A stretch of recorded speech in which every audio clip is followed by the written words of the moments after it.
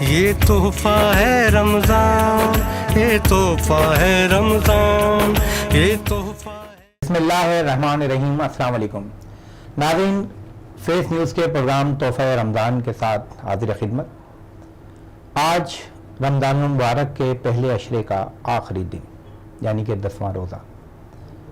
آج کا عشرہ اختتام پذیر ہو رہا ہے رحمتوں کا۔ یہ عشرہ رحمت کا تھا۔ یہ 10 دن اللہ رب العزت نے رمضان المبارک میں رحمتیں سمیٹنے کے لیے دی۔ 11ویں روزے سے جو عشرہ ہمارے لیے اللہ نے انعام کے طور پر دیا وہ مغفرت کا عشرہ۔ اگر ہم اس عشرے پر جائیں یا اس کی گہرائی میں جائیں تو مغفرت کے معنی ڈھانپنے اور چھپانے کے ہیں۔ بڑی خوبصورت بات ہے کہ کہاں مغفرت ہے اور معنی ہے ڈھانپنا اور چھپانا۔ اس سے کیا مراد ہے؟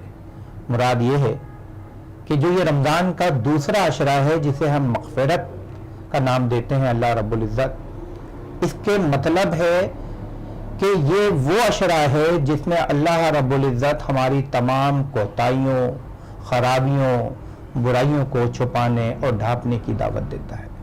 وہ کہتا ہے کہ جتنا اس عشرے میں اپنی مغفرت پانے کی کوشش کرو میں مغفرت دینے والا ہوں۔ اور عالم اسلام اس بات کو بخوبی جانتا ہے کہ سب سے زیادہ رحم اور مغفرت کرنے والی ذات صرف رب العالمین کی ہے۔ اللہ نے ایک عشرہ اختتام پذیر کیا۔ 1442 ہجری کا یہ دوسرا عشرہ کل سے ہمارے درمیان شروع ہوگا۔ اگر ہم اس میں اپنی مغفرت، اپنے مرحوم کی مغفرت پانے کی کوشش کریں تو اللہ رب العزت کہتا ہے کہ جب آخری سانس بھی آپ کی رہے تو میں معاف کرنے والا ہوں، آپ معافی کے طلبگار بنو۔ تو 10 دن تو بہت ہوتے ہیں۔ 240 گھنٹوں کا یہ 10 عشرہ ہماری مغفرت کے لیے بہت ہے، لیکن شرط یہ ہے کہ ہم اللہ کی طرف رجوع کریں اور اس عشرے میں مغفرت کے لیے رات دن دعا کریں۔ اور یقیناً یہ جو رمضان المبارک کے 3 عشرے ہیں، یہ تینوں عشرے صرف اور صرف ہمارے لیے، ہماری بھلائی کے لیے، ہماری رحمت کے لیے، ہماری مغفرت کے لیے اور آخر میں ہماری نجات کے لیے رکھے ہیں۔ اور اس سے بڑا انعام ہمیں اور کیا مل سکتا ہے؟ یہی رب العالمین نے جو رمضان کی نیکیاں، رحمتیں اور برکتیں سمیٹنے کے لیے دی ہیں، یہ ہمارے لیے آخرت کی نجات ہے، یہ جنت کا پیغام ہے۔ یہ جنت میں اسی رمضان مبارک میں اللہ رب العزت نے فرمایا کہ مغفرت مانگو میں مغفرت دینے والا ہوں۔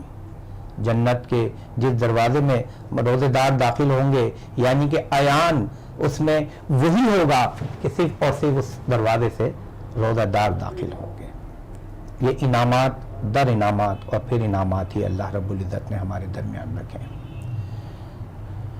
ناظرین، آج اسٹوڈیو میں ہم نے اپنے اس پروگرام میں، جیسے کہ آپ ہماری نشریات دیکھ رہے ہیں، کہ میری کوشش ہے کہ اس رمضان مبارک میں عوام الناس کو ان باتوں سے آگاہ کیا جائے، ان حقیقتوں سے آشنا کیا جائے جو عوام جاننے سے قاصر ہیں۔ بہت ساری رمضان ٹرانسمیشن ہیں، ان کا اپنا ایم ہے، لیکن ہم نے یہ کوشش کی ہے کہ زیادہ تر ہمارے یہ پروگرام معلومات پر منحصر ہوں اور عوام کو زیادہ سے زیادہ معلومات اور آگاہی فراہم ہم کریں۔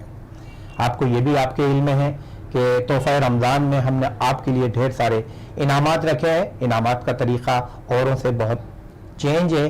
ہماری کوشش ہے کہ آپ کو رمضان مبارک میں عبادتوں سے بھی محروم نہ کیا جائے، آپ کو رحمتیں سمیٹنے سے بھی محروم نہ کیا جائے اور آپ کو آپ کے انعامات آپ کی دہلیز پر پہنچائے جائے۔ اسکرین پر آج کا آپ سوال دیکھ رہے ہیں، غور سے دیکھیے، اس کا جواب دیجیے۔ جمعۃ الوداع سے کیا مراد ہے؟ جمعۃ الوداع کسے کہتے ہیں؟ آج کا یہ بہت آسان سوال ہے۔ 5 خوش نصیب انعامات کے آج حقدار ہوں گے۔ آج کے ہمارے مہمان آخر میں پروگرام کے اختتام پر آپ 5 خوش نصیبوں کا اعلان کریں گے۔ اگر آپ کی رہائش کراچی میں ہے تو آج تراویح سے قبل آپ کے انعامات آپ کی دہلیز پر ہوں گے، اور اگر آپ کی رہائش کراچی سے باہر ہے تو 2 سے 3 دن میں، کیونکہ یہ ڈاک ٹائم ہوتا ہے، 2 سے 3 دن آپ تک انعامات پہنچنے میں لگیں گے۔ زیادہ سے زیادہ کوشش کیجئے، اور یہ بہت آسان سوالات ہیں۔ سوال بھی صرف اس لیے ہے کہ آپ کی معلومات میں اضافہ ہو، اور سوال اتنے آسان ہیں کہ آپ کو انعام بآسانی آپ تک پہنچے۔ آج کے میرے مہمان خاص طور پر میں نے آج مدعو کیا ہے ڈاکٹر سلیم حیدر صاحب، چیئرمین پاکستان مہاجر اتحاد تحریک، اور آپ کی جو خدمات ہیں، آپ کی خدمات کو میں نے تو جب سے ہوش سنبھالا ہے میں آپ کی خدمات کو دیکھ رہا ہوں، اور سیاسی طور پہ قداور شخصیت ہیں اور ایک ایسا ایم لے کر اپنی قوم کے لیے چل رہے ہیں جو مشعل راہ بھی ہے، اور اس میں آہستہ آہستہ دن بدن ہم دیکھ رہے ہیں کہ جو آپ کا مشن تھا وہ اب اوروں کے لبوں پر بھی ہم سن رہے ہیں۔ پہلے ان کی تنہا اور اکیلی آواز تھی، لیکن آج اگر میں کراچی شہر یا صوبے میں نظر ڈالتا ہوں تو بہت سارے قداور قائدین آج وہ آواز ان کی آواز سے ملتی ہوئی مجھے نظر آتی ہے۔ آج ان سے بہت ساری باتیں ہوں گی، بڑی چپتی ہوئی باتیں بھی ہوں گی، پرانی باتیں بھی ہوں گی، پرانی یادیں بھی ہوں گی۔ اس میں آپ یقینی طور پہ بہت انجوائے کریں گے، کیونکہ آج وہ معلومات ہم آپ کو ڈاکٹر صاحب کے حوالے سے، ان کی تحریک کے حوالے سے مہیا کریں گے جو آپ اور بہت ساری جگہوں پر معلومات آپ کو نہیں مل سکی۔ اس کے علاوہ بین الاقوامی صنعخواں ہمارے جو بین الاقوامی ہمارے مہمان پہلے روزے سے ہمارے ساتھ ہیں، سلیم شیراز صاحب آج ہمارے درمیان ہیں، اور ہمیشہ کی طرح آج بھی اپنی خوبصورت آواز سے خوبصورت کلام پڑھ کر ہمیں محظوظ کریں گے۔ ڈاکٹر صاحب 1978 میرا خیال ہے غالباً آپ کی تحریک کا آغاز ہے، اور اس وقت ایک پوری آپ کی ایک کابینہ اور ایک ٹیم ہوا کرتی تھی۔ وہ چند ہی دنوں کے بعد وہ ٹیم ہم نے بکھرتی ہوئی دیکھی، الگ الگ دیکھی۔ پہلے تو اس کی آپ خاص وجہ بتائیں گے، پھر اس کے بعد میں آپ سے آپ کی تحریک کے بارے میں بات کروں گا۔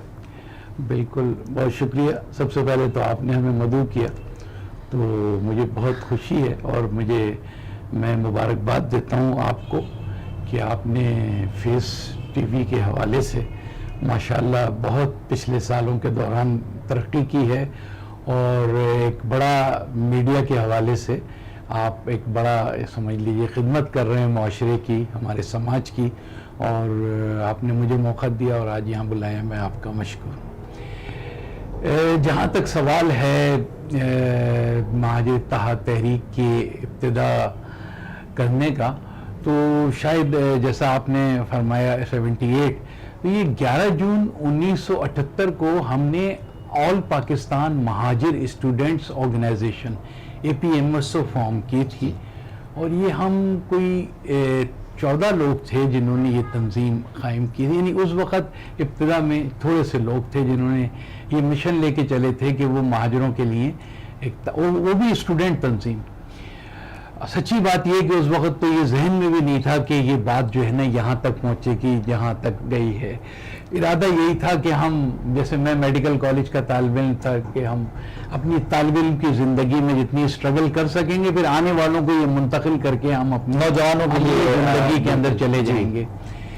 لیکن جب ہماری عملی زندگی کمپلیٹ ہو رہی تھی، یعنی ہماری جو ہے وہ میڈیکل کی تعلیم اور میں، تو اس وقت پہ ضیاء الحق نے فروری 1984 کے اندر کوٹا سسٹم جو ہمارا بنیادی مطالبہ تھا اور آج تک قائم ہے، جس کی بنیاد پر یہ تحریک بنی تھی، تو اس میں ضیاء الحق نے مزید 10 سال کی توسیع کر دی۔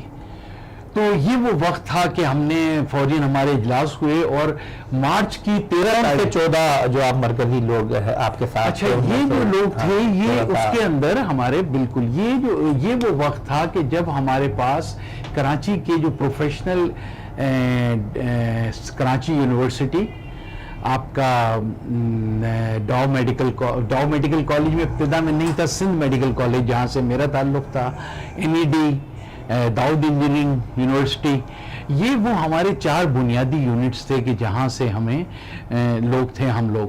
تو اس میں 14 لوگوں میں آج کے جو بعد میں انہوں نے MQM بنائی، الطاف حسین صاحب تھے، ان کے شہید عظیم احمد طارق تھے، اس طریقے سے ایک ہوتی ہیں محترمہ زرین مجید صاحبہ، وہ تھیں، اور اس طریقے سے جو ہیں کچھ ایسے لوگ تھے کہ جو بعد میں عملی سیاست میں نہیں آئے، تو وہ پردہ چلے گئے۔ ایک صاحب تھے شاہد لطیف صاحب، وہ ڈسٹرکٹ سینٹرل کے چیئرمین بھی تھے، انتقال کر گئے، وہ تھے۔ زاہد حسین صاحب امریکہ چلے گئے ہیں، وہ تھے۔ عشرت العزیز صاحب تھے، سید لیاقت علی تھے، حسام الدین تھے، محمد عارف جاوید تھے۔ مطلب یہ ایک ہماری ٹیم تھی پوری جس نے ابتدا میں یہ APM بنیاد رکھی۔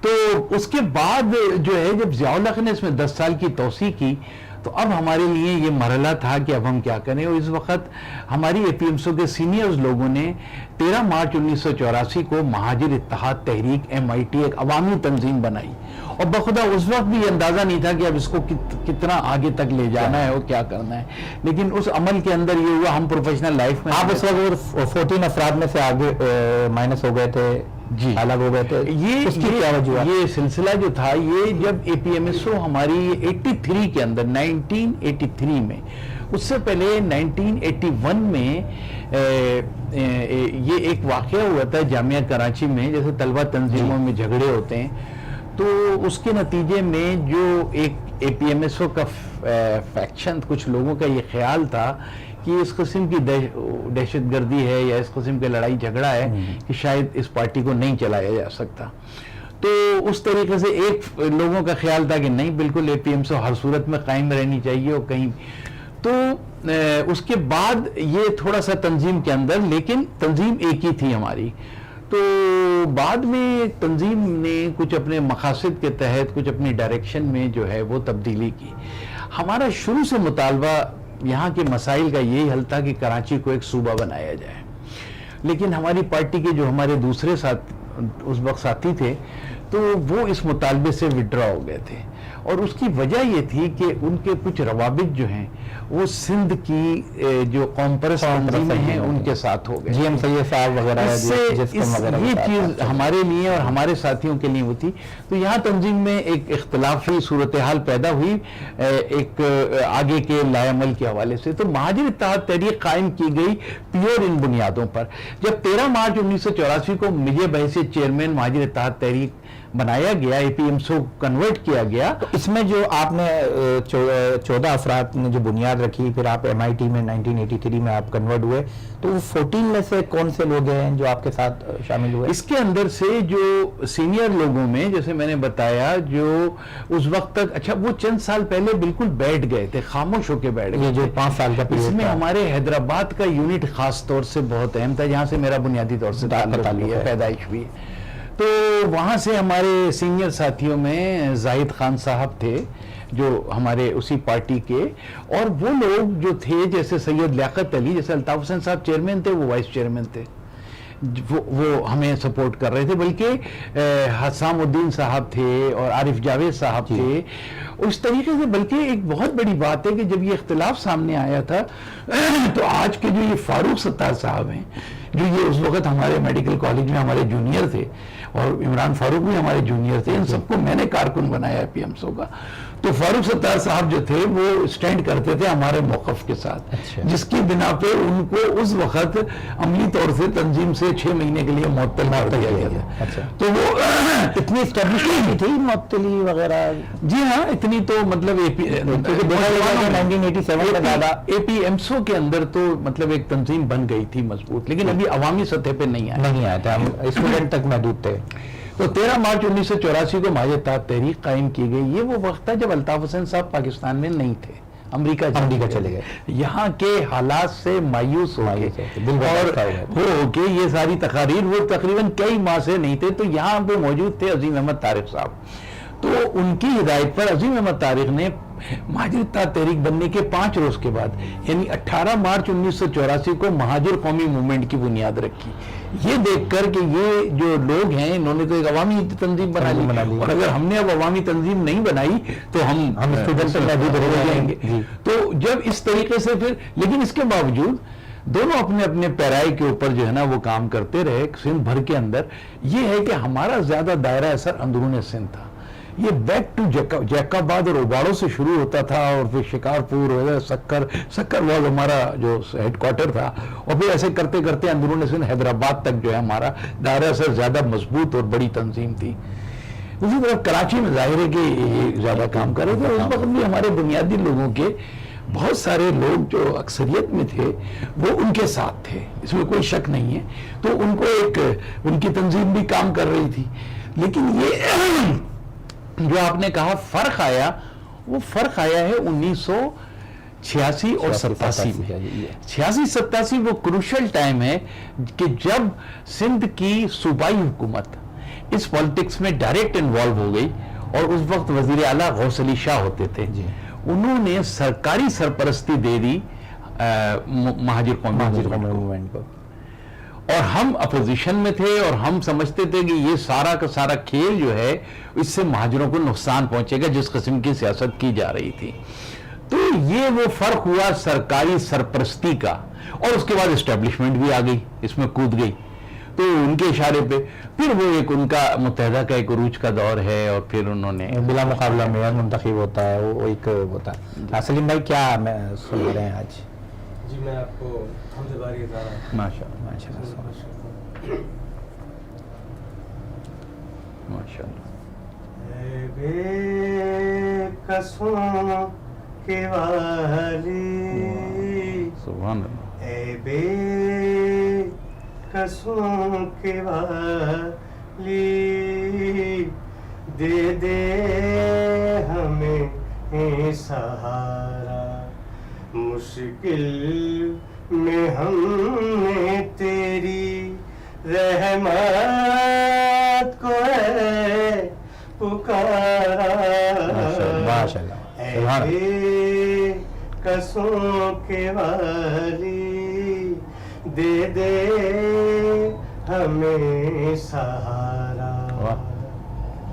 حاجت روا بھی تو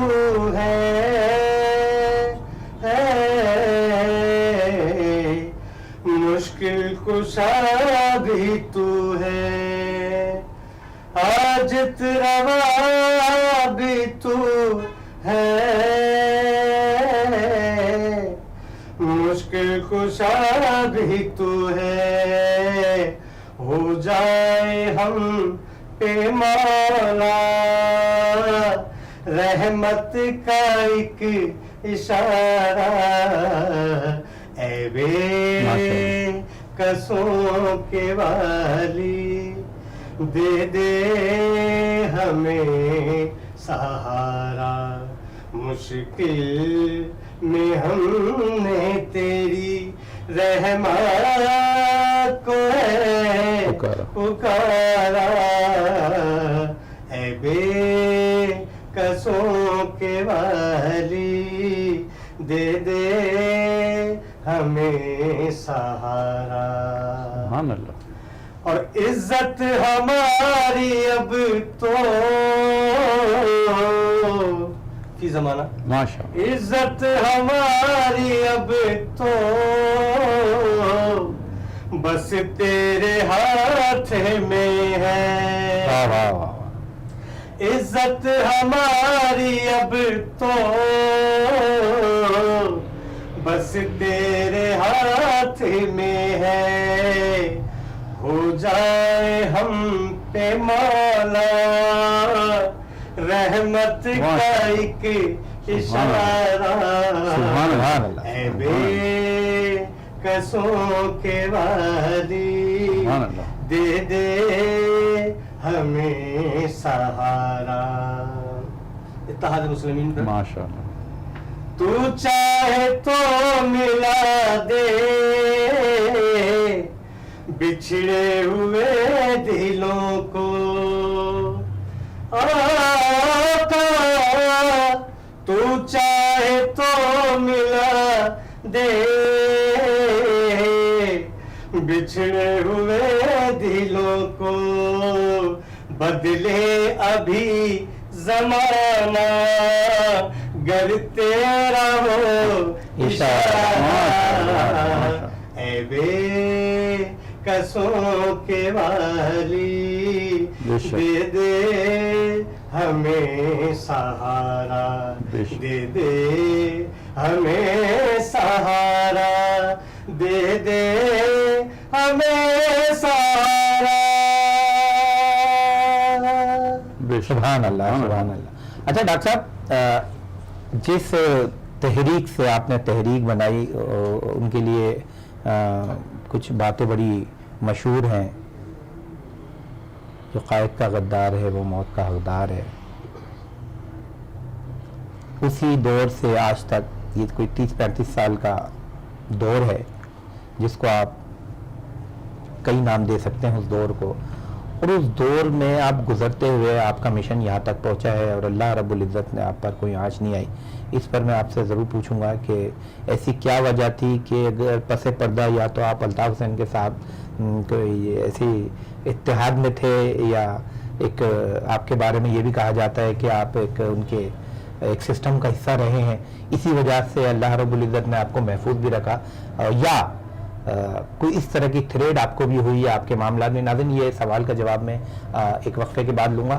آج کا سوال بالکل نہ بھولیں, دیکھیں اسکرین پر اور اس کا جواب دیں. جمعۃ الوداع سے کیا مراد ہے؟ جمعۃ الوداع کس کو کہتے ہیں؟ یہ میرا آج کا سوال ہے اور جلدی سے جواب دیجئے تاکہ آج کی قرآندازی میں آپ کا بھی نام آئے. ملتے ہیں ایک چھوٹے سے وقفے کے بعد. یہ تحفہ ہے رمضان, یہ تحفہ ہے رمضان, یہ تحفہ ہے, یہ تحفہ ہے رمضان, یہ تحفہ ہے رمضان, یہ تحفہ ہے. بیک ناظرین, جمعۃ الوداع سے کیا مراد ہے, کسے کہتے ہیں؟ یہ ہے ہمارا آج کا سوال. اسکرین پہ نمبرز چل رہے ہیں, آپ اس پر فوری جواب دیں اور آج کی قرآن اندازی میں شامل ہیں. ڈاکٹر صاحب, جو ہم نے ماضی میں خاص طور پہ جس سن کی آپ بات کر رہے ہیں اس سے اگر ہم 30-35 سال کا یہ پیریڈ دیکھیں تو ایک معمولی سا کوئی کارکن یا چھوٹا سا کوئی عہدیدار منحرف ہوتا نظر آیا یا باغی ہوتا نظر آیا تو سب کے سامنے اس کا رزلٹ تھا. تو آپ ان 14 بنیادی لوگوں میں آپ شامل رہے اور پھر اسی میں آپ نے تنظیم ایک کھڑی کی اور اس کے بعد اب تک اس سلسلے کو لے کے چلنا. تو اس میں 2 راستے ہم دیکھتے ہیں, سمجھ میں آتے ہیں. یا تو آپ جو ماضی کی مہاجر قومی موومنٹ ہے یا تو اس کے درمیان کوئی ایسے پس پردہ کوئی معاملات ہیں, یا پھر کسی اور کی آشیرواد آپ کو رہی ہے, تو وہ تھوڑا سا عوام جاننا چاہتے ہیں. میں بالکل, آپ نے بہت ہی ایک نازک سوال کیا ہے اس پوری تحریک کے حوالے سے. اور جیسے کہ آپ نے ابھی وقفے سے پہلے اس سوال میں کہا کہ ایک نعرہ بہت مشہور ہوا, بلکہ شناخت بن گیا کہ جو قائد کا غدار ہے وہ موت کا حقدار ہے. بڑا برا یعنی کہ فلسفہ تھا یہ. تو سب سے پہلے تو اس نعرے کے جو خالق تھے مرحوم, میں نام اب نہیں لینا چاہوں گا کیونکہ وہ فوت ہو گئے ہیں, تو وہ اس نعرے کے خالق تھے. تو سب جانتے ہیں اس تحریک کے, تو وہ خود جو ہے بالآخر اسی نعرے کا شکار ہوئے. جب وہ قائد کے غدار ہوئے تو پھر وہ موت کے حقدار ہوئے. تو ایک تو یہ بات ہے. دوسری, اور اس ملک سے ہٹ کر ہوئے. جی ہاں, باہر موت ان کو یہاں سے لے کے اس نے لندن تک جو ہے وہ پیچھا کیا. موت کہیں بھی نہیں چھوڑتی ہے, اور جس کو زندہ رہنا ہوتا ہے, جس کو اللہ تعالیٰ کو زندگی دینی ہوتی ہے, وہ آپ تاریخ بھری پڑی ہے. سمندروں کے اندر پھینک دیے گئے, سمندروں سے بھی لوگ زندہ رہے, اور آگ کے اندر بھی زندہ رہے, اور چھری چلنے کے بعد بھی زندہ رہے. تو وہ جس کو اللہ تعالیٰ جس رکھے اسے کون چکھے, لیکن جو لوگوں نے اس طرح کی بات رہی. دوسری بات یہ کہ میں تو اکثر اس پہ جب یہ مجھ سے سوال بارہا کیا جاتا ہے کہ جو قائد کا غدار ہے وہ موت کا حقدار ہے, تو میں جواباً یہ پوچھتا ہوں کہ جب قائد ہی خود غدار ہو تو پھر موت کا حقدار رب تو اپنے لوگوں نے پورے اس میں ہو گیا. تو یہاں تو یہ ہوا کہ خود قائد ہی غدار ہو گیا. تو اب اس لیے یہ سوال جو ہے وہ بہت امپورٹنٹ ہے. لیکن اس میں جو سب سے تکلیف دہ پہلو ہے وہ یہ کہ اس سیاست کے نتیجے میں گمنام لوگ جن کو پتہ نہیں تھا تاریک راہ کے اندر, وہ بھی ہزاروں لوگ ہیں جس میں جن کو شہید کہیں, مارے گئے ہیں لوگ. بہت سے لوگ ابھی غائب بھی ہیں, بہت سے لاپتہ بھی ہیں. تو یہ ایک سب سے زیادہ 22,000 نوجوان لاپتہ ہیں. اسی طریقے سے درمیان کے اندر میں وہ رہا, ایک تنظیم سامنے رہی, لیکن میرے نامہ اعمال کے اندر کسی ایک چڑیا کا بھی قتل نہیں ہے. انسان تو دور کی بات ہے میرے اپنے نامہ اعمال میں. لیکن اسی مہاجر سیاست کے دوران ایسے مرحلے آئے کہ کچھ ایسی تنظیمیں بنی کہ انہوں نے ایک دوسرے کے لوگوں کو, قاتل بھی مہاجر تھا اور مقتول بھی مہاجر تھا, یہ بھی ایک تاریخ ہے. تو جس نے وہ راستہ اختیار کیا انہیں بھی میں نے سمجھایا کہ یہ راستہ نہیں ہے. جہاں تک اس بات کا تعلق ہے کہ میرے ذات کے ساتھ جب تک معاملات ہیں، ہم نے یہ 33-40 سال بہت عقل مندی، ہوش مندی کے ساتھ اور قوم پرستی کے جذبے کو بروئے کار لاتے ہوئے گزارے ہیں. تو اس کے اندر آپ یہ دیکھیے کہ میرے اپنے اوپر 6 دفعہ قاتلانہ حملے ہوئے. اچھا. اور میرے جسم کے اندر گولیاں لگی ہوئی ہیں. میں آخری مرتبہ 2014 کے اندر اپریل کے اندر جس رات حامد میر کو مارا ہے، اس کے 2 گھنٹے کے بعد مجھے گولیاں 8 گولیاں میری گاڑی پہ ماری گئیں، جس میں 2 میرے جسم میں لگیں. باقی تو سارے یہ نہیں ہے. اس سے پہلے بھی میری 1993 کے اندر اورنگی ٹاؤن میں میرے اوپر بہت بڑا حملہ کیا گیا تھا مخدومیہ چوک پر. میرے زندگی کے اندر ایسے بہت واقعات ہیں. میرے گھر میں کود کے قتل کرنے کی کوشش کی گئی، لیکن میں نے کبھی اس کو جو ہے میڈیا کے اوپر ایکسپلائٹ نہیں کیا. کبھی نہیں. میں آج تک یہ جو اتنا بڑا قاتلانہ حملہ تھا ابھی اس کے اوپر میں نے آج تک وہ FIR پولیس نے کاٹی، میں نے کبھی زندگی میں دوبارہ جا کے یہ نہیں پوچھا کیا اس FIR کا کیا ہوا. کیونکہ میرے بچانے والے نے، میرا یہ ایمان ہے کہ اللہ تعالیٰ کی ذات، اور یہ تو رمضان کا بابرکت مہینہ، اس میں یہ کہتے ہوئے اللہ تعالیٰ مجھے اس کا اجر دے کہ اللہ تعالیٰ کی وہ ذات ہے، وہ طاقتور. جیسے عام حالات میں لوگ کہتے ہیں کہ مارنے والے سے بچانے والا، وہ تو بہت بڑی طاقت ہے، اور میں اس کی سامنے آپ کی مثال بیٹھا ہوں. دوسری بات یہ ہے کہ جو اللہ تعالیٰ کی ذات ہے وہ ان لوگوں کو ان کے جو مقاصد تھے، نہ ان کا کوئی ایک مقصد پورا ہوا، صرف ایک ان کے نامہ عمل میں قاتل اور مقتول کی جو ہے نا لسٹ ہے. اگر یہ کچھ اپنے لوگوں کا بھی کہتے ہیں کہ یہ ہمارے ساتھ زیادتی ہوئی، تو وہ بھی آپ کی طرز سیاست کی وجہ سے ہوئی. میں سمجھتا ہوں کہ اگر، اور یہ بات تاریخ میں رقم ہے، آپ 93 کے اندر عظیم احمد طارق جو پارٹی چیئرمین تھے مرحوم، ان کو بھی شہید کیا گیا یہاں پہ. ان کی جب سرفیس ہوئے ہیں تو وہ پریس کانفرنس انہوں نے میرے ساتھ بیٹھ کے کی تھی. وہ اس بات کی دلیل ہے کہ انہوں نے یہ کہا کہ صرف ایک انسان اس پاکستان میں ہے کہ جس کے ساتھ میں بیٹھ سکتا ہوں. واہ. تو وہ ڈاکٹر سلیم حیدر کے ساتھ بیٹھ کے انہوں نے وہ پریس کانفرنس کی تھی اپنے سرفیس کرنے کی، اور اس کے بعد ان کی پوری جماعت سرفیس ہوئی تھی. جی. پھر یہ سب لائنیں لگا کے فاروق ستار اور احسن طارق مرحوم، وہ بھی پھر بعد میں مارا گیا، اور جتنے بھی تھے یہ سب میرے سامنے حاضری لگاتے تھے، اور یہ مصطفیٰ کمال اور یہ جتنے بھی تھے سب میرے سامنے حاضری لگاتے تھے، اور اس کے بعد یہ سرفیس ہوتے تھے. تو وہ ایک گارنٹی ہے کہ یہ وہ سینئر موسٹ آدمی تھا یہاں پر، عظیم احمد طارق شہید. تو اس دن کی پریس کانفرنس جائیے، اخبارات اٹھا لیجیے، ڈان اخبار کے صفحے اول کے اوپر جہاں ڈان لکھا ہوتا ہے اس کے نیچے جو 4 کالم کی تصویر لگی ہوئی ہے میری اور عظیم طارق کی، اور جو اس کے اندر، اور اس میں جو ڈیٹیلز ہیں ڈان کی اور تمام کی، تو اس کے اندر یہ بتایا گیا ہے کہ عظیم طارق نے کہا کہ آج کے بعد ہم گولی اور گالی کی سیاست نہیں کریں گے. یہ جنگ اخبار کی ہیڈنگ ہے. تو یہی وہ ایک چند بنیادی فلسفے تھے ڈاکٹر سلیم حیدر کے کہ جس پہ اوپر وہ تنظیم بالکل غلط چلی گئی تھی، گالی اور گولی کی سیاست کر رہی تھی. اور میں کہہ رہا تھا، اور آج پھر ریپیٹ کرتا ہوں، کہ قوموں کا دفاع ہتھیار نہیں کرتے. جو یہ فلسفہ تھا کہ کلشنکوف خریدو، ٹی وی VCR بیچو، میں اس کا مخالف تھا. بلکہ آج آپ کے اس علاقے میں آیا ہوں تو میں بہت ساری فرقہ تھا.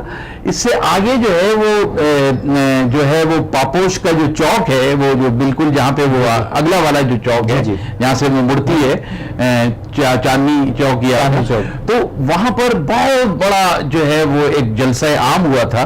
اور اس کے اندر ایک بڑے مرحوم جنگ اخبار کے ایڈیٹر ہوتے تھے، غالباً وہ یہیں قریب میں رہتے بھی تھے، مرحوم نصیر ہاشمی صاحب.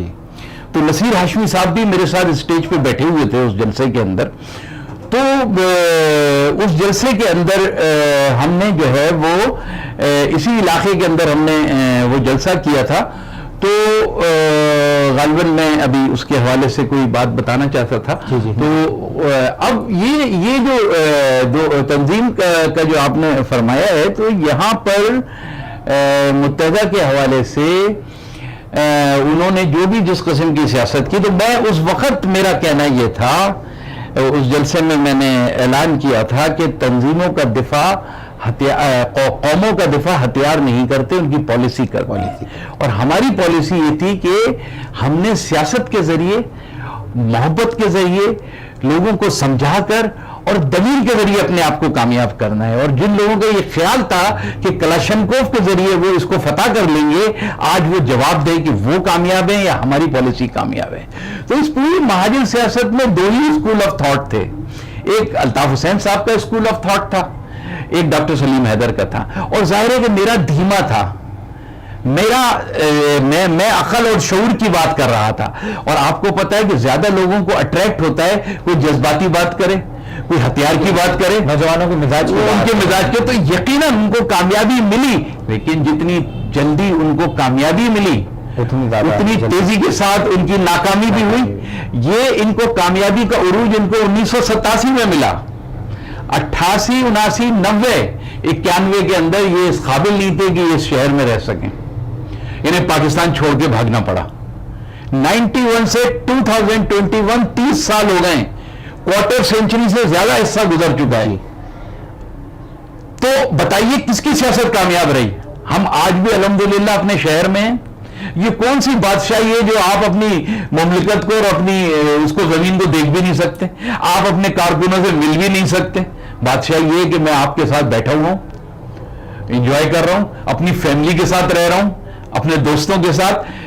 जहां तक जो देर हुई है इसमें हमारे मसाइल ये तहरीक नाकामी का, लेकिन इंशाअल्लाह ताला मुझे याद रखिएगा ये बात, 3-4 साल उनकी जो भी उनके यहां रहे और कामयाबी हुई, और उसके बाद उनके नाम पर एक भत्तागिरी, दहशतगर्दी, उंडागर्दी और शहर के सारे पैदागिरी की तरफ वो सारे उसके मतलब आप इस दौरान इस जो आपने अरसा बताया, इस दौरान आप अमेरिका भी गए हैं, बरतानिया भी गए, गैर मुमालिक, तो कभी ऐसा हुआ कि आप एक मोस्ट सीनियर साथी रहे हैं और आप उनकी ज़रूरत भी रहे, तो ऐसा कोई मनाने की बात या कोई ऐसी मुलाकात का सिलसिला या उन्होंने मिलने की ख्वाहिश जाहिर की हो कि छोड़े?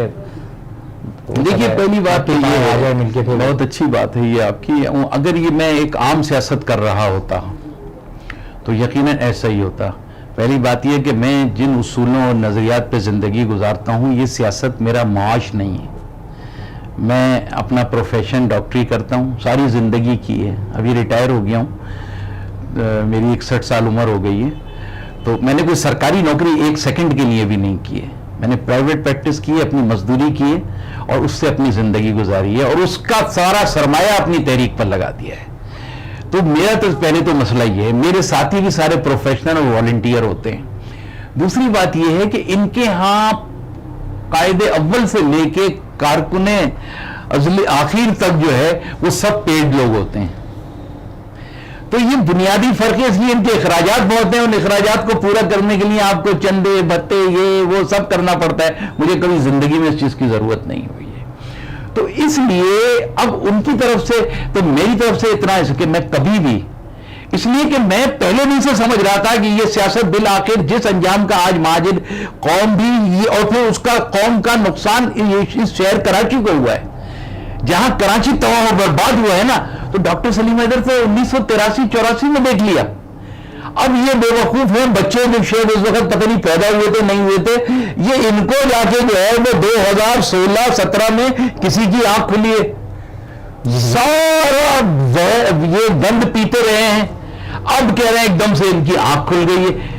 किसी को पाक सरजमीन नजर आ रही है, किसी को मुत्तहदा पाकिस्तान नजर आ रही है, किसको ठाकुर जी नजर आ रहे हैं, कोई साला जो है वो, ये सारे के सारे लोग जो हैं ये बेनिफिशरीज हैं। इस पूरी महाजन सियासत का सिर्फ एक आदमी विक्टिम है, वो डॉक्टर सलीम हैदर है, जिसने गोलियां भी खाई हैं, जिसने जब किताब लिखी अफसिन तकसीम होना चाहिए 10 दिन के बाद उस पर पाबंदी लगा दी गई और आज तक पाबंदी है। मुस्लिम की तकसीम और महाजरों के सूबे के लिए है, जिसके ऊपर अभी इनके लिए तो कहा जाता है कि इन पे बगावत का मुकदमा बनाया जाए, जो अभी तक नहीं बनाया गया। डॉक्टर सलीम हैदर पे 1987 में बगावत का मुकदमा बना और उसको जेल में डाल दिया गया, और 3 महीने तक सिंध हाईकोर्ट में केस चलने के बाद यह साबित हुआ कि सिंध की तकसीम की बात करना मुल्क से बगावत नहीं है, और फिर बाइज्जत बरी हुआ, वो केस खत्म हुआ।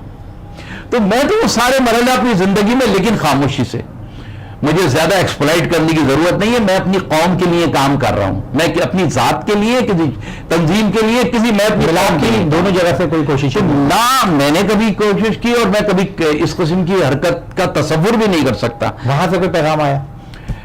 ان کی طرف سے ظاہر ہے کہ ان کو میرے اصولوں کا پتہ ہے اور وہ بھی اچھی طرح جانتے ہیں. ظاہر ہے ہم نے کچھ عرصہ ساتھ بھی گزارا ہے, تو وہ جانتے ہیں کہ ڈاکٹر سلیم حیدر ایک اصولی اور ایک نظریاتی انسان ہیں.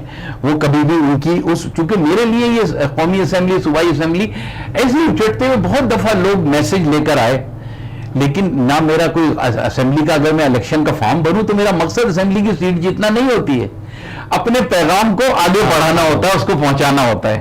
ہم ہر چیز میں حصہ لیتے ہیں اس لیے کہ ہمیں پولیٹیکلی زندہ رہنا ہے. اس وقت کے لیے جب میری قوم بیدار ہو جائے گی, صرف آج جو اس قوم نے ان کو سپورٹ دی ہے اس کا 10% یہ قوم ایک جگہ کھڑی ہو جائے, لیکن سچائی کے ساتھ اور بالکل نظریے کے اوپر, اگر 3 مہینے کے اندر مہاجروں کے سارے مسائل حل نہ ہو جائے تو مجھے اسی چاندی چوک پہ آپ پھانسی پہ لگا دیجیے گا. کیا بات ہے. ابھی میں آپ سے پھر بات کرتا ہوں. سلیم بھائی, حمد باری تارا یا نعت رسول مقبول؟ یہ سر کوئی سلیقہ ہے آرزو کا, کوئی سلیقہ ہے آرزو کا, نہ بندگی میری بندگی ہے, یہ سب تمہارا کرم ہے آقا کی بات اب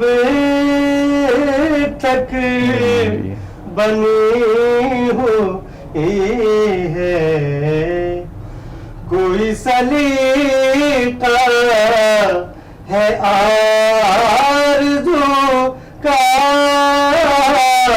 نہ بندگی میری بندگی ہے, یہ سب تمہارا کرم ہے آقا, یہ سب تمہارا کرم ہے آقا کی بات اب تک بنی ہوئی ہے, کوئی سلیقہ ہے آرزو کا.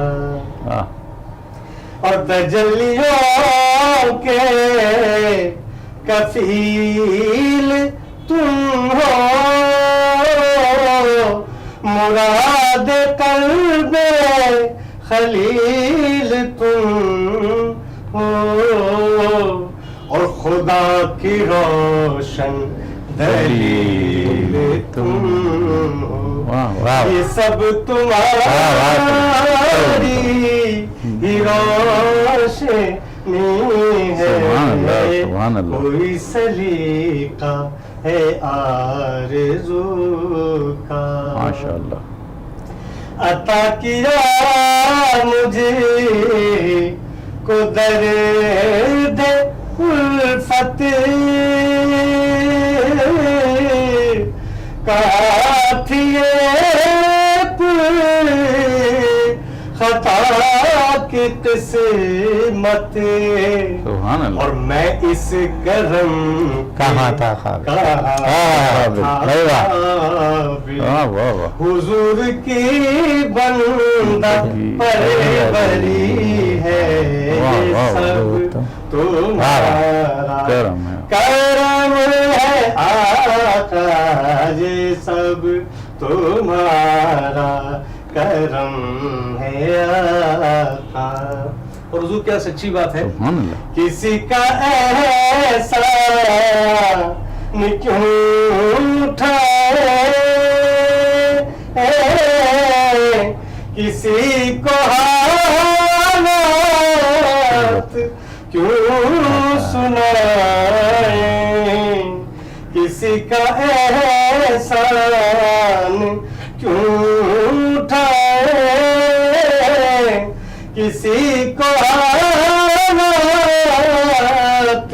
کیوں سنائے, اور تم ہی سے مانگیں گے تم دو گے, تمہارے در سے ہلو لگی ہے یہ سب تمہارا کرم ہے آقا یہ سب تمہارا کرم ہے آقا کہ بات اب تک بنی ہوئی ہے ماشاءاللہ سبحان اللہ سبحان اللہ.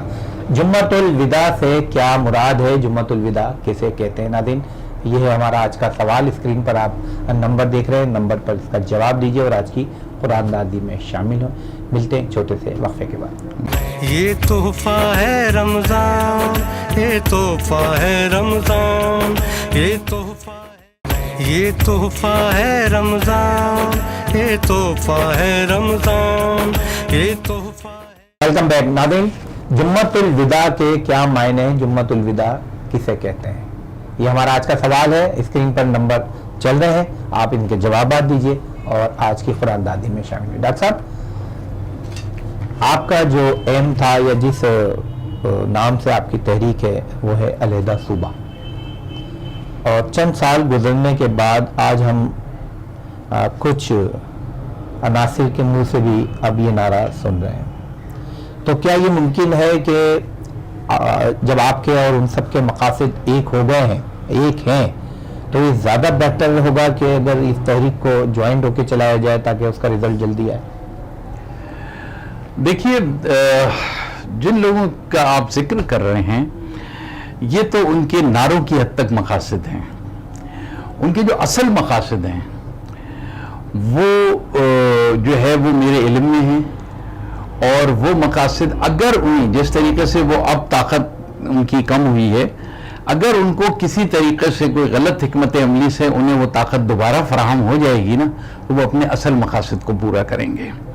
یہ صرف نعرے کی حد تک بات کرتے ہیں, ایک تو یہ ہم اچھی طرح سے جانتے ہیں, لیکن میں ایک اس کے معنی یہ نہیں ہے کہ جیسے صوبہ نہیں بن سکتا. دیکھیے میں اس کو پاکستان کے گریٹر پرسپیکٹو میں اس تحریک کو ساتھ میں لے کے چل رہا ہوں. ایک طرف اپنی قوم کے اس کو پکڑا ہوا ہے, ہم اس مطالبے سے ایک سیکنڈ کو بھی دستبردار نہیں ہیں. ہماری یہ فائل پاکستان کے حکام بالا مقتدر اعلیٰ کے سامنے ہے کہ اس مسئلے کا حل ایک الگ انتظامی یونٹ ہے. اب رہ گیا مسئلہ کہ اس ملک میں جو سب سے بڑی, آج سب لوگ یہ بات کر رہے ہیں, میں نے اس وقت یہ بات اگر اخباری ریکارڈز میں موجود ہے, اور کہ یہ جو کچھ 18ویں ترمیم کے نام پہ اس ملک کے ساتھ ظلم ہوا ہے, یہ ظلم خدا نہ کرے, میں نے اس وقت یہ جملہ کہا تھا, آج آپ کے یہاں ریپیٹ کر رہا ہوں کہ یہ صوبائی خود مختاری نہیں ہے, یہ کل صوبائی خود مختاری خود اختیاری بن جائے گی, جس کے اثرات ہم دیکھ بھی رہے ہیں. یہ خود مختاری کے تحت اب صوبوں کو یہ حق حاصل ہے. میں اس دن سے ڈرتا ہوں, کہتے ہوئے ڈرتا ہوں کہ یہ بات میری زبان سے نکل جائے کہیں بات, کہ آج حالت یہ ہے کہ اگر کوئی اسمبلی, یہی سندھ اسمبلی اگر کھڑے ہو کر کہہ دے خدا نخواستہ کہ ہمیں اب پاکستان کے ساتھ نہیں رہنا, تو یہاں بین الاقوامی مداخلت ہو جائے گی. بالکل ہو جائے گی. آپ نے 18ویں ترمیم کے ذریعے پاکستان کو تباہ کر دیا ہے. اس لیے اب اس کرنے کے بعد, اس تباہی کے بعد آپ کو اب ریورس کرنا ہے, اس کو صحیح کرنا ہے, اور اس کو صحیح کرنے کا صرف ایک طریقہ ہے, یہ ملک صرف ایک صورت میں آگے چلے گا. ورنہ آپ جانتے ہیں بلوچستان میں کیا ہو رہا ہے. بلوچستان کی بنیاد پر, بلوچستان کو آزاد کرانے کے نام پر, حالانکہ بلوچستان میں بہت بڑا پشتونوں کا اور ان کا مطالبہ ہے ہمارا صوبہ الگ کیا جائے. کے پی کے اندر پختونستان کی اتنی بڑی تحریک چلتی رہی ہے, آج ہزارہ کے لوگ اپنے الگ صوبے کے لیے کھڑے ہوئے ہیں. پنجاب کے اندر سرائکی یا جنوبی پنجاب کی بات ہو رہی ہے جس کو حکومت کے ہر لیول پہ مان لیا گیا ہے. کشمیر اور جو ندرن ایریاز تھے ان کو آلریڈی ڈیوائیڈ کر کے گلگت بلتستان کو صوبائی درجہ دے دیا گیا ہے. عبوری صوبے کا کیا مذائقہ ہے. اچھا ڈاکٹر صاحب, یہ جو آپ ابھی انتظامی یونٹ کی بات کر رہے ہیں, اگر انتظامی یونٹ پہ حکمران اگر ایگری ہو جاتے ہیں تو اس سے پھر قوم کا کیا فائدہ ہے؟ آپ کے جو مقاصد ہیں وہ بہت عمدہ سوال. میں یہی بتانے جا رہا ہوں کہ میں نے یہ تاریخ کا ذکر کر کے یہ بتانا چاہ رہا ہوں کہ اگر پاکستان کو آگے چلانا ہے اور مضبوط کرنا ہے تو اس سے پہلے کہ لوگ اپنی شناختوں کے حوالے سے, قوموں کے حوالے سے علاقے حاصل کر لیں, ڈیوائیڈ کر لیں, پاکستان کے لیے ایک منصفانہ نظام کا، جس کا وعدہ نواز شریف نے اپنے پچھلی دفعہ الیکشن جیتنے سے پہلے کیا تھا کہ ہم ایک نیشنل کمیشن بنائیں گے. یہ ریکارڈ پہ ہے، اور وہ نیشنل کمیشن اس بات کا فیصلہ کرے گا کہ ملک کے اندر جو صوبوں کے مطالبات ہیں اس کا انصاف کرے گا. اس نے نہیں بنایا نیشنل کمیشن، تاکہ اس کی حکومت ہی ختم ہو گئی. اگر آج بھی پاکستان کے مقتدر حلقے ایک نیشنل کمیشن مجھ پہ مشتمل نہیں، آپ کے ہی سابق جرنیل، آپ ہی کے سابق چیف جسٹس، آپ ہی کے سابق چیف وائس چانسلروں پہ مشتمل، لیکن قومی مفاد میں فیصلہ کرو اور اس ملک کو انتظامی بنیادوں پر آپ 8 میں تقسیم کرو یا 18 میں کرو. ظفر احمد انصاری صاحب کی تجویز 18 کی تھی، جی بہت لوگ 8 کی کرتے ہیں. طاہر القادری صاحب 35 صوبے بنانے کی بات کرتے تھے. بہت سے لوگ ڈویژنوں کو صوبے میں کنورٹ کرنے کی بات کرتے ہیں. جنرل مشرف نے اس کو NRB کے تحت جو ہے وہ اس کے اندر سٹی گورنمنٹس کا تصور لایا تھا. وہ کیا تھا؟ CDGK، یعنی city district government of Karachi. کسی کو نہیں پتا. گورنمنٹ آف لاہور تھی وہ، گورنمنٹ آف پنجاب پشاور تھی وہ. یعنی اس صوبے میں 2 گورنمنٹ، میں تو اس کراچی میں 2 گورنمنٹ 2 کاریں گھوم رہی ہوتی تھی. ایک پہ لکھا تھا گورنمنٹ آف سندھ GS، ایک پہ لکھا تھا CDGK. CDGK کیا ہوتا ہے؟ تو اگر وہ نظام ہی کو آگے موڈیفائی، جو میں نے مشرف سے میری بھائی سے صدر عزت ملاقات ہوئی تھی، اس نے ایکسپٹ کیا تھا الفاظ میں، اور اس کو تنویر نقوی کو کہا تھا کہ آپ ڈاکٹر صاحب کو نوٹ کریں. میں نے اس کو کہا تھا اس کو ایک اسٹیپ آگے کا دو، ورنہ تمہارے بعد جو حکومت آئے گی وہ اس کو رول بیک کر دے گی. وہی ہوا. اب ہمارا ویژن تو ہے ہمارا، اور ایک سیاسی آدمی کا بدماشی، غنڈہ گردی، دہشت گردی، کلاشنکوف، یہ تھوڑی ہوتا ہے. ویژن ہوتا ہے چیزوں کو صحیح کرنے کا. تو اب آنے والے یہ تو ہو گئی خرابی. عمران خان سے بہت امیدیں تھی، تباہ و برباد ہو گئی. اس نے کراچی کے سارے 3rd کلاس لچے لفنگے جو ہے نا شامل کر کے، ٹھیک ہے ایک موقع مل رہا تھا اس کو، اس نے کراچی سے اچھے لوگوں کو سلیکٹ ہی نہیں کیا. کوئی ملنے ہی نہیں آیا کسی آدمی سے. جس کو ہاتھ لگا وہ اٹھائی گرے. قبضہ مافیا، 3 پارٹیاں، جنہیں کون کراچی کے جو ہے نا وہ MNA MP اور جنہیں کیا کیا بن گئے. آج حشر ہے کہیں پہ. ابھی پہلا یہاں الیکشن ہو رہا ہے، جا کے دیکھ لینا حشر کیا ہوگا اسی PTI کا. تو اس لیے ابھی جو ہے کراچی کہیں نہیں گیا. ہم کیوں اتنے اطمینان سے بیٹھے ہوئے ہیں؟ دیکھیے کراچی کی غالب اکثریت آج بھی ساری مائگریشن کے باوجود مہاجر ہیں. کچھ لوگ 60% کہتے ہیں، کچھ لوگ 70 کہتے ہیں، کچھ 80 کہتے ہیں، کچھ اور بھی کم بتا دیتے ہیں. میں کہتا ہوں کتنی بھی ہے، آج بھی کراچی کی غالب اکثریت مہاجر ہے. بننے والا کوئی بھی صوبہ، ہم تو اس کنٹیکس سے کر ہی نہیں رہے نا. اور ہم نے تو پہلے کہہ دیا کہ یہ ہمارا most civilised, most modern province ہوگا، ایک ماڈرن پروونس ہوگا. اور ہماری تحریک کا کبھی مقصد نہیں ہے کسی کو بھی یہاں سے نکالنے کا. یہاں پر رہنے والے پنجابی، پٹھان، سندھی، بلوچ، مکرانی، سب کے سب یہاں بالکل ایسے ہی رہیں گے جیسے صوبے کے شہری ہوتے ہیں. بات بہت لمبی ہے. دیکھیں یہ جو صوبے ہوتے ہیں نا، ریونیو کے لحاظ سے یہ کسی اس طرح نہیں ہوتا کہ یہ قومیں کوئی. آج جو پنجاب صوبہ ہی لے لو، اس میں جو حقیقی پنجابی ہیں وہ شاید 25% بھی نہیں ہیں، 75% غیر پنجابی ہیں. پنجاب کی سب سے بڑی آبادی سرائکی ہے، موجودہ پنجاب پہ. بالکل ایسا ہی. دوسرے نمبر پہ وہاں کی دوسری بڑی آبادی مہاجر ہیں، جو ملتان سے لے کے اور پنڈی تک، کھگڑ سٹی تک، اور جنہیں کہاں تک پھیلے ہوئے ہیں، اسلام آباد تک پھیلے ہوئے ہیں. دوسری بڑی آبادی. تیسرے یا چوتھے نمبر پہ جو جنرل پنجابی ہیں وہ آتے ہیں. اس کے بعد 2 نمبر پنجابی ہیں نواز شریف جیسے، جو کشمیری مہاجر ہیں. کشمیری مہاجر ہیں، ان کا کیا تعلق ہے پنجاب سے؟ تو پنجاب کو آ جاؤ سندھ میں. سندھ کے اندر جو حقیقی سندھی ہے وہ 25% بھی نہیں ہے. سندھ کی آج بھی 60% آبادی جو شہری ہے وہ غیر سندھی ہے. مہاجر ہیں، پنجابی ہیں، پٹھان ہیں، بلوچ، اور سندھیوں کے اندر آدھے سے زیادہ بلوچ ہیں. ایسا ہی. تو نام سندھ ہے، اور سندھی ناچتے پھر رہے ہیں کہ سندھ سندھیوں کا ہے. KP میں چلے گا، ہزارے والے کیا ہیں؟ وہ تو پشتو بولتے ہی نہیں، ہندو بولتے ہیں. اور یہ جہاں پہ فضل الرحمان رہتا ہے یہ سارا سرائکی بیلٹ ہے. ڈیرہ اسماعیل خان سے بہت سرائکی ہیں. وہ بیچارے پٹھان تھوڑی ہیں، وہ تو مسرت شاہین کی قوم ہے. اچھا، تو میرے بھائیوں، وہ بھی پٹھان ہے نا، آپ سمجھتے ہو. تو میرے بھائیوں، آپ لوگوں کو حقائق، اور بلوچستان میں چلے جاؤ، بلوچوں سے 2 گنا زیادہ پشتون ہیں. تو کیا بلوچوں کا ہے وہ؟ تو میں یہ بتا کے، تاریخ بتا کے یہ بتانا چاہ رہا ہوں کہ صوبے کبھی اس طرح نہیں ہوتے. ہمارا بھی صوبہ ہوگا، اس کے اندر ہو سکتا ہے، ابھی تو نہیں ہے لیکن کسی وقت ہوگا، ہم سے بھی زیادہ غیر مہاجر رہتے ہوں. تو کیا ہو گیا؟ حکومت میں انصاف، حکومتوں کا، اگر ہماری حکومت ہوتی ہے، ہمیں انصاف فراہم کرنا ہے ہر شہری کو. اور پھر اوپر سے فیڈریشن ہے، ملک ہے، وہ ذمہ دار ہوتا ہے کہ انصاف ہو رہا ہے نہ ہو رہا ہے. ہمارا دکھ صرف یہ ہے کہ سندھ کے اندر ہمارے ساتھ 50 سال سے ظلم ہو رہا ہے، لیکن پاکستان کا وفاق، اسٹیبلشمنٹ، ادارے جنے کہاں مر گئے. ہم تو کہتے ہیں اندھے ہیں، گونگے ہیں، بہرے ہیں. مجھے یاد ہے یہاں پر ایک رینجر کا چیف تھا بلال اکبر، ابھی تو ریٹائر ہو گیا. اس نے ایک دن جاتے جاتے کہا تھا کہ کوٹا سسٹم سندھ میں بہرحال ختم ہونا چاہیے. اس کا ریکارڈ پہ بیان موجود ہے. ہم نے کہا شاید یہ آگے جائے گا، کبھی یہ جرنل بنے گا، شاید اس کے دماغ میں کوئی بات ہوگی. وہ بیچارہ بن کھلے مرجھا گیا، اس لیے کہ ہمارے بھائی باجوہ صاحب نے جو ہے وہ ایکسٹینشن لے لی. اچھا ڈاکٹر صاحب، 22 اگست کے بعد جو کراچی میں صورتحال ہوئی، آپ کو تحریک چلانے میں جو دشواریاں پیش آئیں، 22 اگست کے بعد آپ کو کراچی میں گراؤنڈ بہت ملا، تو اس کے فوائد آ رہے ہیں ایم آئی ٹی پر؟ یہ 22 اگست کے بعد جو سب سے بڑا فرق پڑا ہے وہ یہ ہے کہ مہاجروں کے اندر ریئلائزیشن آئی ہے.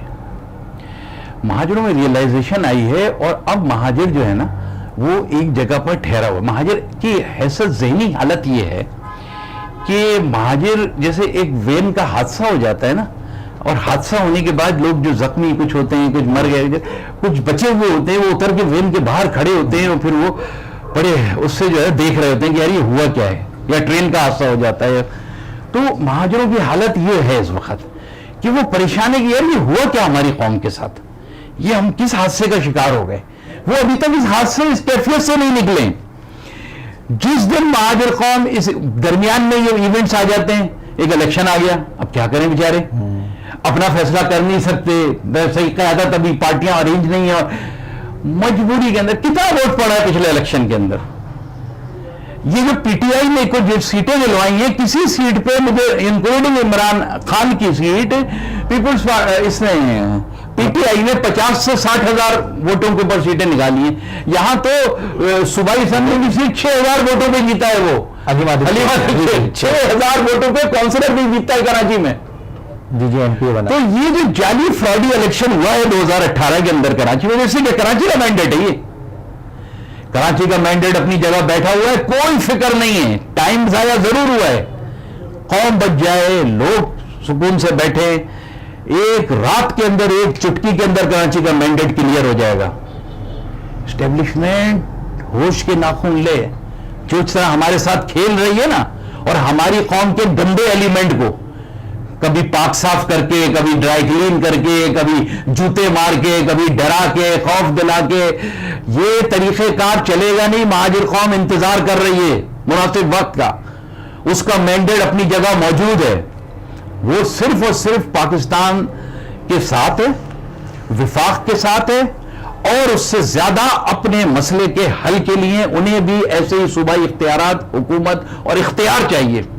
میں اپنے ساتھیوں سے کہتا ہوں کہ اب یہ جو مہاجر اتحاد تحریک 40 سال کی تھی، اب یہ نام اس کا ایم آئی ٹی ہی ہے، لیکن اب یہ اتحاد تو ہو چکا ہے. میری قوم متحد ہے. مجھے کوئی خود، یہ چھوٹے چھوٹے گروپ ہیں، 10 20 50 لوگوں کے، قوم اپنی جگہ متحد ہے، اس لیے اتحاد کی اب کوئی مزید ضرورت نہیں ہے. ایک کال پہ سب جمع ہوں گے، ایک فیصلہ ہوگا. اب تحریک ہماری اختیار کی ہے، ہماری تحریک اب ایک کال مہاجر اختیار تحریک بن چکی ہے. ایک کال کون دے گا ڈاکٹر صاحب؟ یہ ایک کال جو ہے نا، یہ ایک کال کا جو اشارہ قوم امید باندھ لے گی. لوگ ایسا ہی کہتے ہیں، لوگ ایسا ہی کہتے ہیں. انشاءاللہ تعالی میں تو کہہ رہا ہوں کہ ایک کال کی ضرورت، جب بھی مہاجروں کے اندر سے سچی قیادت ان کے جائز مسئلے کے لیے یہاں پر انشاءاللہ تعالیٰ کھڑی ہو جائے گی، یہ راتوں رات شہر کھڑا ہو جائے گا. بشرا زیدی کا واقعہ ہوا تھا، کوئی تنظیم تھی یہاں پہ، راتوں رات شہر کھڑا ہو گیا تھا، یہ راتوں رات شہر کھڑا ہوگا. ابھی پھر کسی سانے کا انتظار کریں، سانے کا نہیں انتظار ہوگا انشاءاللہ تعالی. بہت جلد اس پہ کام بھی ہو رہا ہے اور سب بندی ہو رہی ہے، اندرون خانہ بہت کام ہو رہا ہے. مہاجر قوم کو انشاءاللہ تعالی مناسب وقت پہ، اس لیے آپ کو پتہ ہے سیاست کے اندر جو ہے نا بہت ساری چیزیں، بہت سارے پیرامیٹرز کو دیکھنا پڑتا ہے، بہت ساری طاقتیں ہیں جن کا ظاہر ہے کہ ہم سامنے آ کے اپ فرنٹ نہیں اپنا سینہ پیش کر سکتے، اپنا سینہ نہیں ہے، اپنی قوم کو ہم ننگا نہیں کر سکتے. جی بالکل. لیکن کوئی یہ سمجھ لے کہ مہاجر قوم ختم ہو گئی ہے، انشاءاللہ تعالیٰ ابھی 249 کے اندر ایک چھوٹا سا مظاہرہ دیکھ لیں گے وہ. چلیں انشاءاللہ. سلیم بھائی دعا.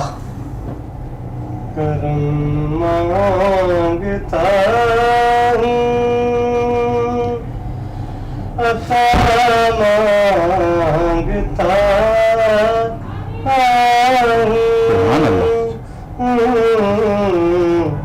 کرم مانگتا ہوں، عطا مانگتا ہوں، الہی میں تجھ سے دعا مانگتا ہوں. سبحان اللہ سبحان اللہ.